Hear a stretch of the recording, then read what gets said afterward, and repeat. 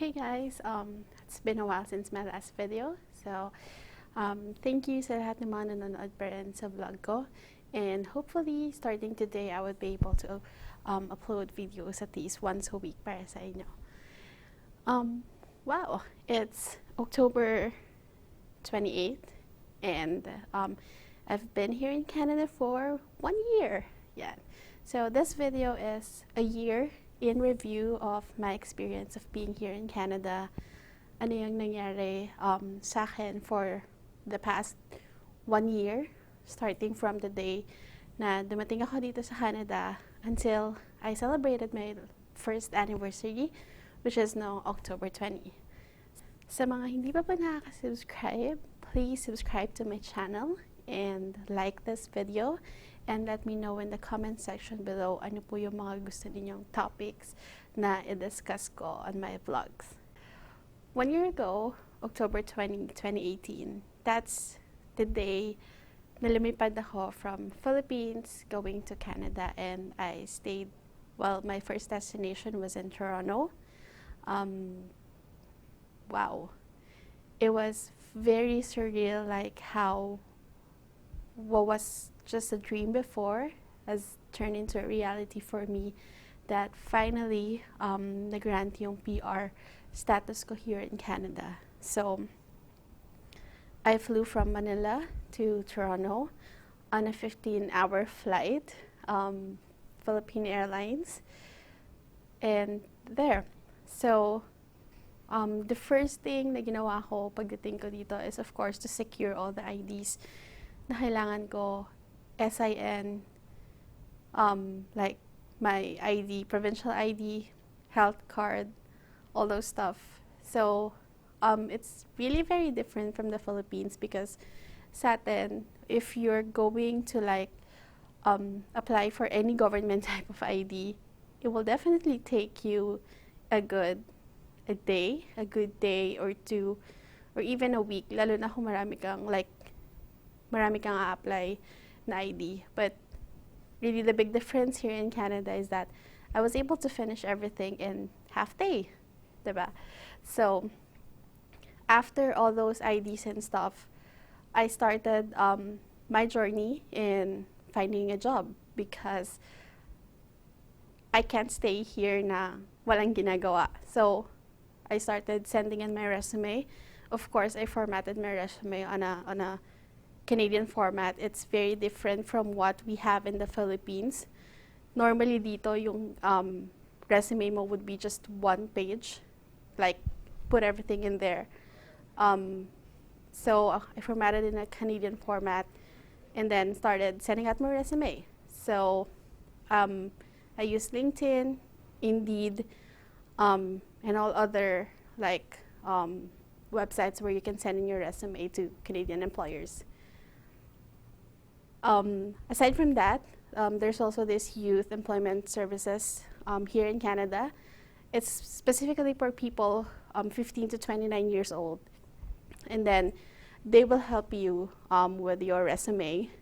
They will, you'll have classes like almost every day for 2 weeks, preparing you for your employment and stuff here in Canada. So I attended that training for 2 weeks. They will be paying you for attending the classes, so you have to complete the class. They also do some networking for you. Papasalihin ka nila to different like networking and job fair to help you land your to help you land a job in Canada. So I completed it. Along with sending in the resumes. I did find, some calls, some interview, kasi back in the Philippines, I'm an IT consultant, so I was still trying to have like a job in the IT industry here in Canada. But yeah, I got some interview, pero the main difference is that once they know that you're from the Philippines, or you have no Canadian experience, most of the time, hindi naman sa hindi napapansin, but then I would say employers would prefer someone who has a work experience here in Canada, especially in IT, kasi it's a specialized type of occupation, and they really wanted people who are already experienced here in Canada. So, tuloy-tuloy yon, nag-apply ako ng job, naghahanap ako ng job for I think about almost 2 months. Yeah, November until end of November. And then, I just realized that it's really hard, lalo na kapag immigrant ka, because first of all, you don't have that Canadian experience. They would really prefer someone here in Canada na matagal na dito, who already knows Canada policies and stuff. So, I would definitely say that here in Canada, it's very important na meron kang, na mag-build ka ng network mo. So, I was able to find my first job through my cousin because she's been here for 20 plus years. So, she offered to help me to start working in a retail company sa Pearson Airport. So, it's very different from what I used to do in the Philippines, yes. But then, I needed that job experience in Canada. So, yeah, I agreed with my cousin kasi I also worked in the travel industry. I like going to the airport and stuff. So I said, why not? Because I also need it. Hindi naman pwede na ang tagal kong walang trabaho dito, no other means of earning an income. So yeah, so my first job in Canada is as a sales associate in retail company in the airport. So yun, after that, I wanted to still, have that office type of job. So after a few months, nag-apply ako into a call center company. So, natanggap naman ako dun sa call center company. So, lumipat ako from that sales associate job to a call center agent. That happened last February of 2019. So, yeah, I said call center company, medyo malapit dun sa ginagawa ko because I just have to sit down every day and stuff. But then, after my nesting period, I was like, no, this job is not for me. It's just too stressful for me.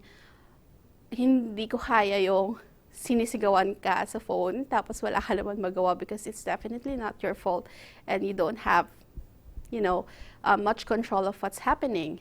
So, hindi ako tumagal dun sa call center job. And then, it was April this year, nag-decide din ako na magpunta sa Vancouver because my sister is in Vancouver. And then, I said, maybe it's better na magkasama kami and maybe there are like better opportunities for me in Vancouver. So, April 2019, I moved from Toronto to Vancouver. Applied for a job, of course, I need a job. I got a job as a travel consultant in Richmond. So, again, it's an office job. Very, very easy job, if I may say, because I do have a travel agency before in the Philippines, so it's really not a big adjustment for me. It's just that the main difference would be clients are travel agents instead of direct clients. So, yeah. I worked as a travel agent. I would say I was happy with that job because it has perks. I was able to join a lot of like travel road shows and stuff. Some free stuff, ganyan. And then, of course, because I love traveling. So, feeling ko at ease ako doing that job. But then again, after a few months, I was thinking, saan ako dadalhin nito? So, I was in my 4th month of my job when I realized na, okay, so I've been here for 4 months. What's in it for me? I mean, mag-grow ba ako dito? No. because it's a very small travel company. We only have 3 staffs. So, it's me, my supervisor, and the owner. So, saan ako pulutin? Right? So, I would definitely say na yung main factor why nahirapan, hindi naman nahirapan, pero parang na-bored ako doon sa job na yon. It's because I don't see any growth. There's no learning. And I really wanted to be able to enter the IT industry in Vancouver. Lugar-wise, difference with Toronto and Vancouver, I would say for me, probably because I live in Toronto downtown. So I feel like sobrang accessible lahat for me. When I moved to Vancouver, we lived somewhere between like near the boundary of Vancouver and Burnaby. So, malayo kami sa downtown. Kailangan ng 30 minutes before we go to downtown. Yung pinakamalapit na grocery store is about 4 or 5 blocks away. Pero hindi kami masyadong pumupunta doon because you have to walk a lot. Pinakamalapit na mall is like 15 to 20 minutes away. Plus the wait time for buses. Walang train station along the way doon sa kami nakatira. Downtown-wise, I really prefer Toronto. First reason is because masyadong madaming nagkakinabi sa Vancouver. Sobrang maamoy. I really hate it. Unlike here in downtown Toronto, yes, maamoy mo siya, but not as strong sa downtown Vancouver. Nature-wise, of course, I would definitely say it's BC. It's Vancouver. No questions asked. Very beautiful talaga ang Vancouver. So yeah. Another thing siguro na masasabi ko nangyari sa akin is that ngayon I would definitely say na darating talaga yung time na magba-breakdown ka na lang bigla. Kasi when I got here, like I was always very hopeful. Nasabi ko, madali lang ako makakuha ng IT job and stuff. After a few months, I'm ready to fly. I'm already settled. Kaya ko nang bilhin kung ano man yung gusto kong bilhin. Kaya ko nang bayaran whatever naiwan ko sa Pilipinas. But then, it's very different. Kasi, hindi naman lahat makukuha mo agad, especially bago ka sa ibang bansa. So, there were lots of disappointments. One major thing is, nahirapan ako magkaroon ng kaibigan. Meron ako mga naging kaibigan sa Toronto during the call center. Nung nasa call center ako. Pagpunta ko ng Vancouver, wala akong maging kaibigan because, as I said, yung company na pinagtatrabahuhan ko is just the 3 of us. And ibang lahi. So, and they were all seniors. So, wala akong kaibigan. Comparing to what I used to have in the Philippines, sobrang daming friends, sobrang daming kausap. Pagdating dito, like, kailangan mo ulit mag-back to zero, kailangan mo ulit mag-build ng relationships and stuff. So, it's like, all those disappointments, all those wanting na makuha mo yung job na gusto mo, wanting na magkaroon ng mga kaibigan, dumating talaga yung point na nag-breakdown talaga ako. My family knows about this. If hindi ko laging nakakausap yung pamilya ko, I would have gone back to the Philippines. Sobrang hirap. Lalo na kapag nagsabay-sabay lahat ng factors na yun sa'yo. So, darating talaga yung time na maho-homesick ka. Naiisipin mo na, why am I here when I have a good life in the Philippines? Bakit ko pinagpalit yung life ko na I'm all settled in the Philippines. I have a very, very decent job in the Philippines. I earn more than the middle class. But lahat ng yon iniwan ko right away para pumunta sa lugar na hindi ko alam kung anong mangyayari sa akin. So, but then again, talagang yung family talaga yung kailangan para, alam mo yun, ma-overcome lahat nung nararamdaman mo. And of course, you really have to look forward. Like, ano ba yung reason kung bakit ka pumunta dito? You have to focus on your goal. Because kung hindi talaga, it would be just, okay, ayoko na. Babalik na ako. Because I know na pagbalik ko, meron pa akong babalikan. But then, as I said, focus on your goal. Talk to your family always. It's very important na meron kang moral support from your family and friends. Even they're back home. Kasi alam nila kung bakit ka din nandyan. And they will help you to realize kung ano ba talaga yung purpose mo for going here. So after nga nun, after a few months doing the travel agent job, sabi ko, gusto ko talagang bumalik sa IT. Gusto ko talaga magkaroon ng work in the IT industry. Nag-apply ako in some like financial tech companies in Vancouver. Unfortunately, hindi ako nakuha. So that's another like huge breakdown for me. Like, ano ba ang mali? Bakit wala akong makuha ang IT job? Ganyan. And then, pumasok na naman tong very, again, as I mentioned, very important factor is networking. So, kinontak ko ulit ng cousin ko from Toronto. And then, sabi niya sa akin, meron siyang kakilala na naghahanap ng tao that will, join a startup tech company in Toronto. So, yeah. I told my cousin, sige, gusto kong i-try.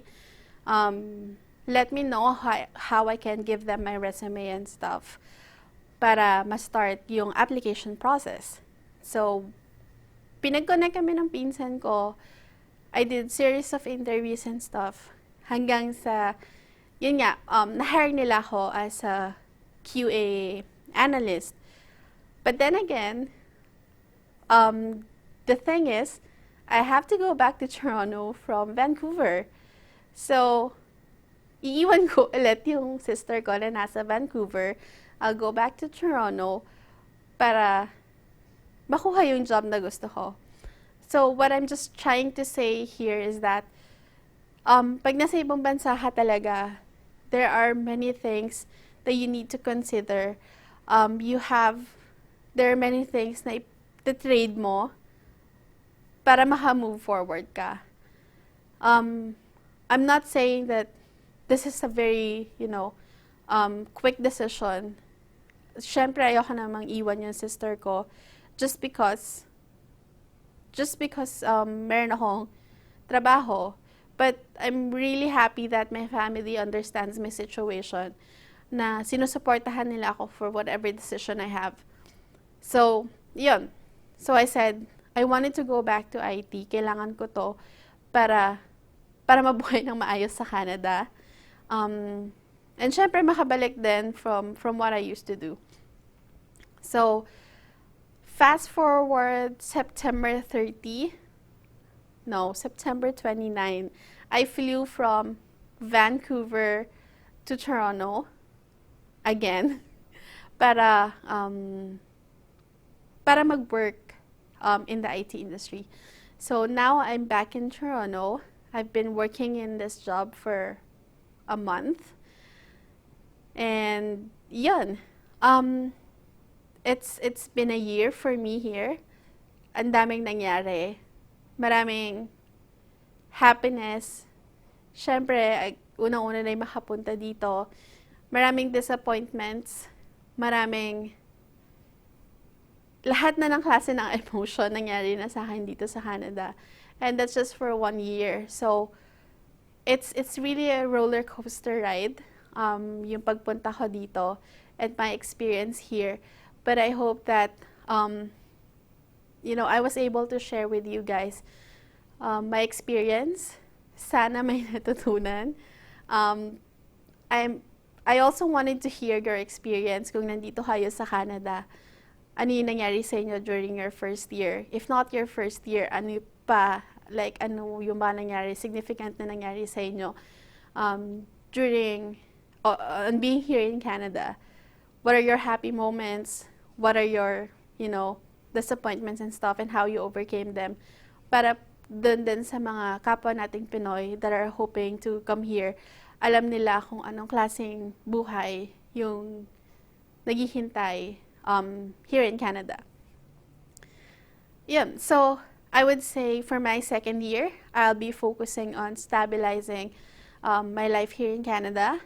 Hopefully, I gain a lot of experience in IT. Magtuloy-tuloy sana yung job. I'll continue to update you guys. Again, as I said, I wanted to upload 1 video per week. Sana magawa ko siya 1 video per week. But you can also go to my website. I also post some blog kapag wala ako sa mood mag-video. I write some blog posts on my website, crystalcortez.com. I'll put the link down in the description below. Yeah, visit my website, subscribe in my YouTube channel. Please like this video. Yeah, so I guess that's it for my 1-year video. And thank you guys for watching. Have a good night.